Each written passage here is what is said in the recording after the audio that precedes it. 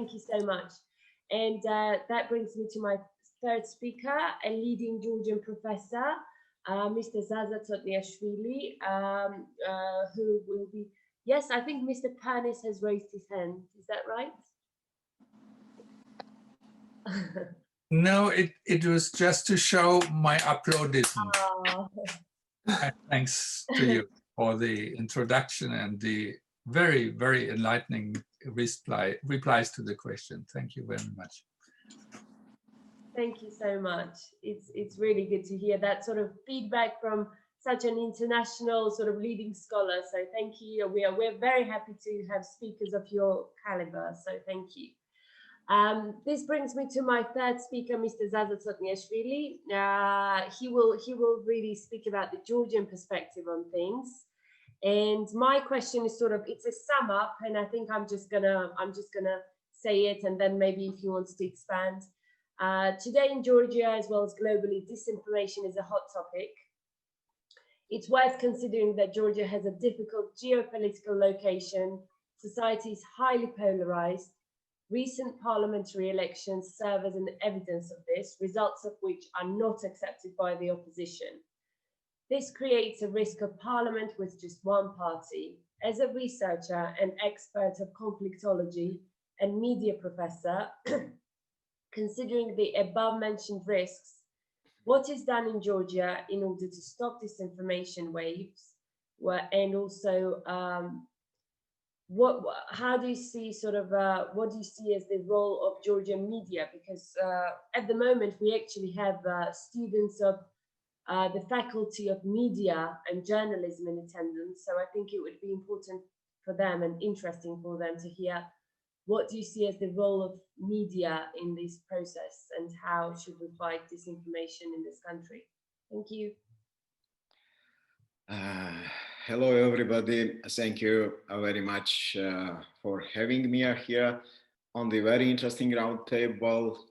Thank you to the very interesting speakers. Thank you to organizers of today's roundtable. I think everybody knows that Georgia is a really very difficult geopolitical situation, and this is I think the cause that we have very polarized society nowadays. And in this information warfare, I think is very important to know exactly what is propaganda, how it works against our society. Information warfare is the broadest sense, is a struggle over the information and communication process. A struggle that began with the advent of human communication and conflict. About propaganda, you know that it is a communication that is used primarily to influence an audience and further an agenda, which may not be objective and may be presenting facts selectively to encourage a particular synthesis of perception, or using loaded language to produce an emotional rather than a rational response to the information that is presented. I will read now for you some headlines from Russian media, and you will guess that we are in a very terrible situation. And the headlines spread not only through the Georgia, but through the world.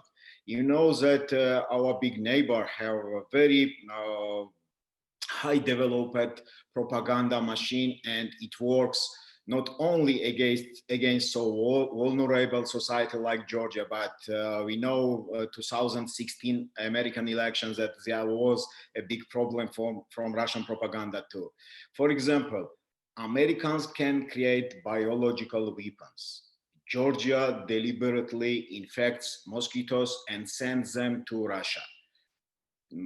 There are not lines from apocalyptic Hollywood thriller, but examples of Russian media reports about the Richard Lugar Center Nino mentioned about that. This is a very, very challenging for us how to defend. For public health research, located in Tbilisi. The laboratory is a partnership project, between Georgia and the United States. And this is called that Russian side is hungry, I can say, about the lab, because development of technologies in our country is some kind of problem for the country, for the state that is going to influence to our society. But the center's activities, for some reason, worry Russia, which is spreading disinformation and propaganda about the laboratory. For example, everybody knows in September 2018, the whole world was talking about Russia's use of the Novichok nerve agent in the United Kingdom.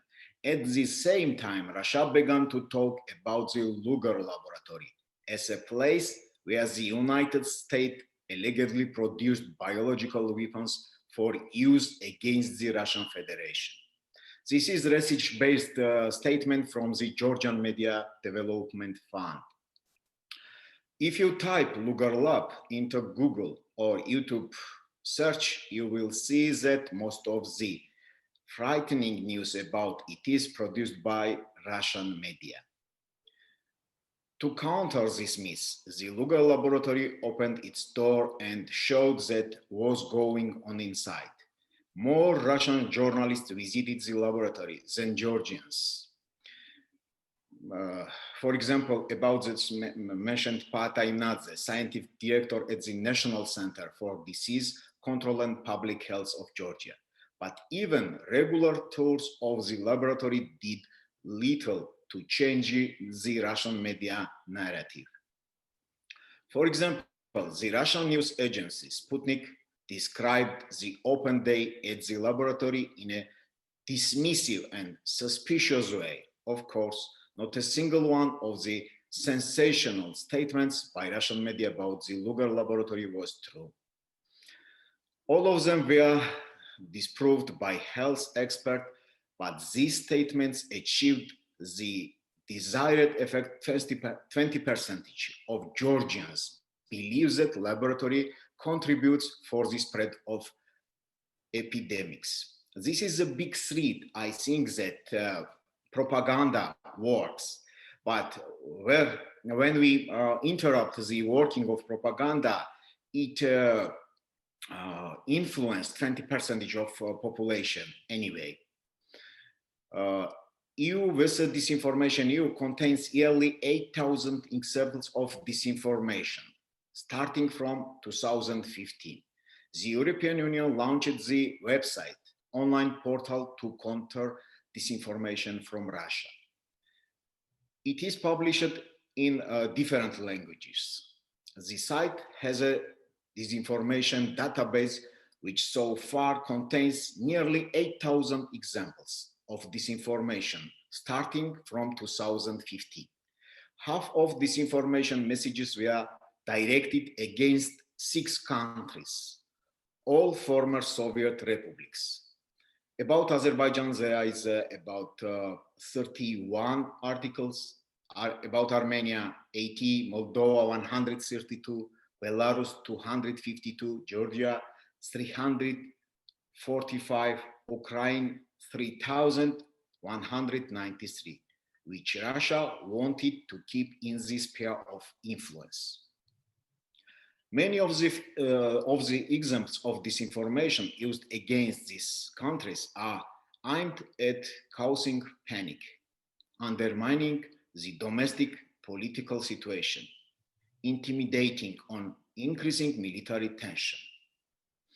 Often the messages look simply absurd. Often they are naked lie, or they twist information, but their poor quality doesn't make them less effective. The disinformation market is West. It employs professionals who are constantly looked for new tools and methods of manipulating people. It is possible to sow panic in a few hours using social media. Information spreads so fast so fast that it's almost impossible for people to identify disinformation. In March 2020, the European External Action Service published a special report, COVID-19 Disinformation, with a special chapter dedicated to pro-Kremlin disinformation. In February, March 2020, alone the EU disinformation database registered over 110 examples of coronavirus disinformation distributed by pro-Russian media. These examples were with the Kremlin's traditional strategy of sowing mistrust and chaos, aggravating crisis situations and public concern. Moreover, misinformation directed at the Russian audience describes the virus as a form of foreign aggression. It claims that coronavirus originated from secret American or Western laboratories. Disinformation for domestic audience focused on conspiracy theory about global elites, which deliberately use the virus as a tool to achieve their goals. Many fake and manipulative news based on shocking conspiracy theories gradually change the perception of information. At first, people simply don't react to disinformation. Then they react to it, but don't believe it. And then, due to the frequency and volume of such materialists, they start to believe fake or misleading narratives. This is the biggest problem in the spreading of disinformation. The first and most important thing is not to become a source of a fake disinformation ourselves. There is a golden rule here. If you suspect it is a fake, don't publish it. This is suggestions from researchers. And finally, I want to share with you a list of rules that will help us not to fall victim to manipulation. Always check several sources of information. These can be the media, social networks, or experts, but several sources are a must. You should not rely on information from little-known websites. Look for the same information on trusted, serious, and professional news websites. Fake news often comes either from newly created social media accounts which are thin or content, or from accounts that are limiting well-known news media but on closer inspection are fake. If you are using of the information, do not spread it. This will help you avoid becoming a polluter of information flow. Trust yourself. Tune into your common sense. It's difficult to manipulate a thinking person. And finally, is it very important to think that we should work with our students to create critical thinking. This is a basic weapon, I think, against propaganda. Thank you. Thank you so much. It's really good to hear the specific examples of the kind of disinformation that we've been experiencing, and because as you mentioned, it's the double struggle. It's the internal and also it's the external disinformation due to geopolitical reasons. And I think you absolutely correctly mentioned that digital. I mean, in this part of the world, the training and digital literacy is probably the answer. Because we are still not quite ready for regulation. I mean, there is some talk about it, but I mean, again, as soon as you mention that word, you always get sort of debate between freedom of speech and other rights, and no government wants to be accused of censorship. So it's a very, very thin ground for us to walk on at the moment. So digital literacy and training and how to tell the fake news from real news seems to be the answer at this moment in this country.